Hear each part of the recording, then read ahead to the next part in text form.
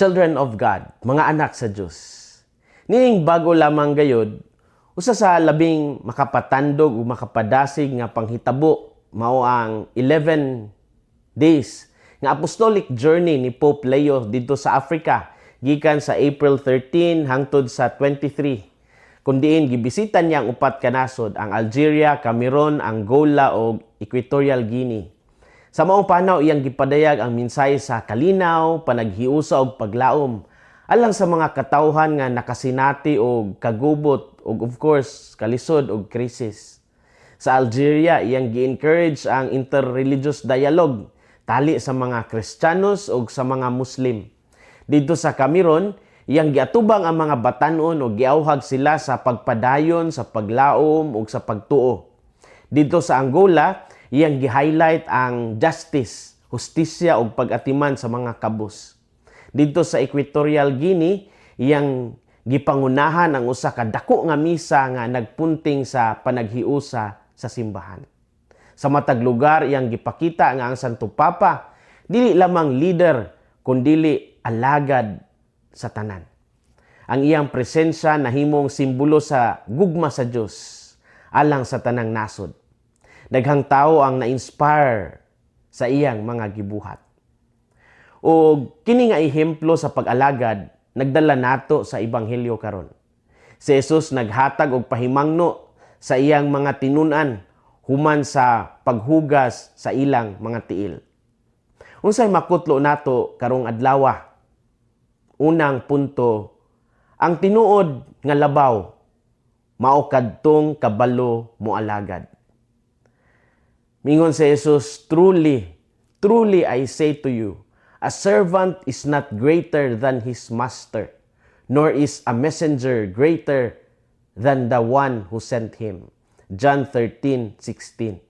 Sa binisaya pa nga hubad, sa pagkatinuod ang ulipon, dili labaw sa iyang agalon, ug ang sinugo, dili labaw sa nagpadala kaniya.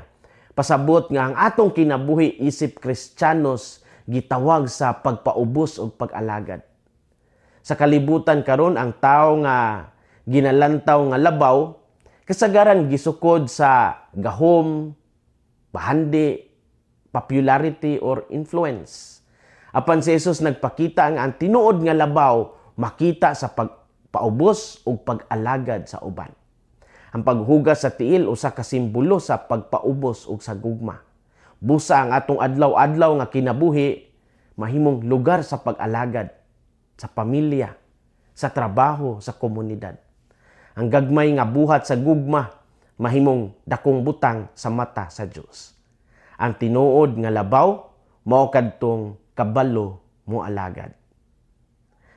Ikaduhang punto, ang musunod kang Kristo, mudawat usab kaniya ug sa Amahan. Pasabot nga ang atong pagdawat sa uban, usa ka paagi sa pagdawat sa Dios. Ang matag tao nga atong matagbuan, usa ka oportunidad sa pagtagbo kang Kristo. Ang atong pagtratar sa uban, nagpakita sa atong pagtuo. Kung kita mahigugmaon ug mapaubsanon, kita nagrepresentar kang Kristo. Busa, ang atong pagtuo kinahanglan makita sa atong pagdawat ug pag-alagad sa uban. Kini mao ang paagi sa pagpuyo sa ebanghelyo. Ang musunod kang Kristo, mudawat usab kaniya ug sa Amahan. Story time. Daghan na nangutana nganong si Pope Leo XIV, no, karong panahona, kanunay maghisgot mahitungod sa kalinaw. Ang tubag, makita sa kahintang sa kalibutan karon. Daghang gubot, daghang gubat, na ipanagbangi sa nagkalain-laing nasod. Iyang nakita nga ang simbahan adunay papel sa pagdala og pag-uliay o paglaom. Ang iyang mga biyahe og mensahe nagpunting sa panginahanglan sa pakig-istorya o pagpasaylo. Yang gipahinumduman ang tanan nga ang tinuod nga kalinaw dili lamang kanang walay gubat, kundili ang presensya sa hustisya o gugma. Yang gisubli ang panawagan sa mga leader sa kalibutan nga mag-una ang kaayuhan sa katawhan kaysa interes sa politika. Usab ang iyang mga pulong nagdasig sa mga Kristiyanos nga magpabiling nga instrumento sa kalinaw diya sa ilang komunidad. Ug kini usa ka pahinumdom nga ang matag usa ka nato gitawag sa pagdala og kalinaw sa atong palibot pinaagi sa gugma o sa pag-alagad. Children of God, mga anak sa Diyos, kita gitawag sa pagsunod kang Kristo pinaagi sa pagpaubos o pag-alagad sa uban sa tinuod nga gugma.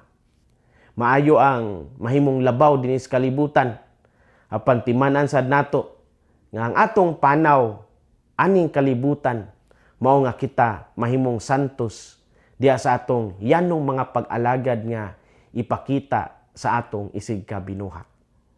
Paningkamuta nato nga sa ginagmay nato nga mga buhat kita mahimong instrumento sa kalinaw sa atong pamilya, sa atong komunidad, sama sa panawagan sa Santo Papa. Ug hinaot nga pinaagi sa atong kinabuhi, kita mahimong tinuod nga mga saksi sa gugma ni Kristo. Hinaot nga ang kasing-kasing ni Kristo maghari sa atong mga kasing-kasing.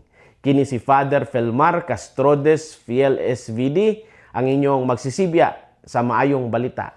Gikan dinhi sa Radio Veritas Asia, hinumdumi ang kinabuhing Kristiyano, kinabuhi sa pagserbisyo.